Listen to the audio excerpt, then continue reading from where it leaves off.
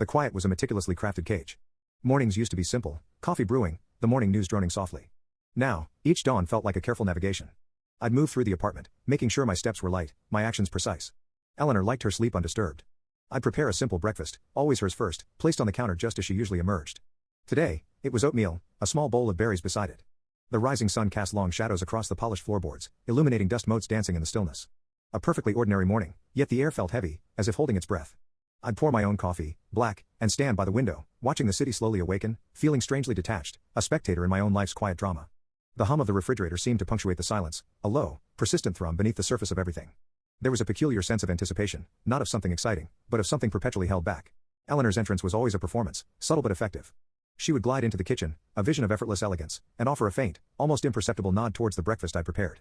"Thank you, darling," she'd murmur, her voice a soft melody, yet it carried an undertone that suggested it was merely an expectation fulfilled. We'd sit at the table, her sipping her coffee, occasionally glancing at me, her eyes unreadable. If I spoke, sharing a thought about work or a plan for the weekend, she might offer a brief, non-committal or shift the topic smoothly to her own day, her own concerns. My words often felt absorbed, dissipating into the space between us, unheard or simply deemed irrelevant.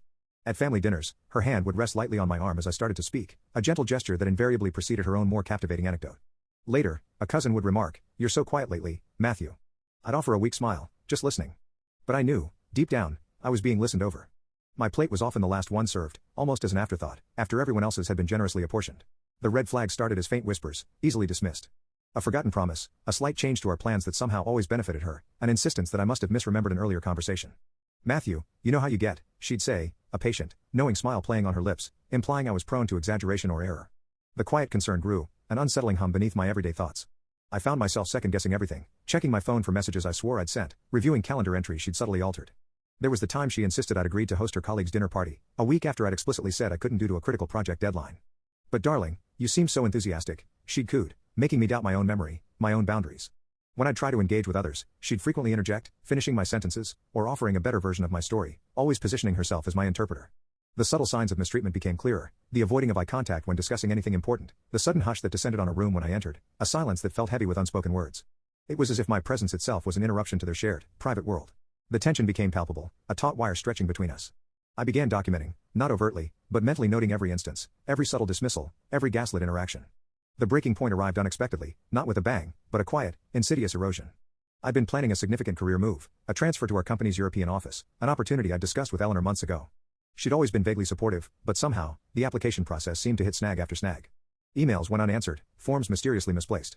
Then, I found it, tucked away in her desk drawer, an innocuous-looking letter from the HR department.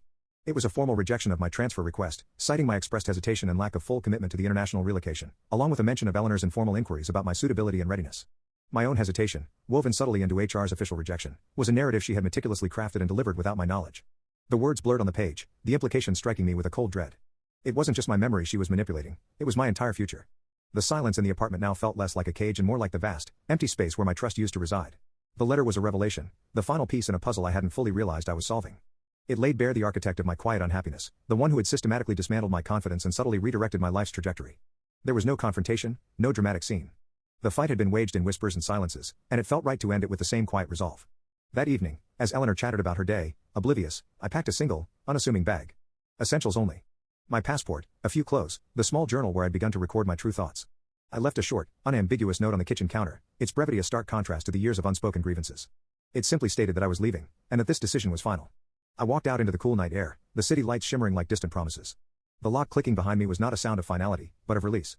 The quiet that now surrounded me was different. It was my own, expansive and full of uncharted possibilities. I didn't look back. The cage door wasn't just open, it was gone.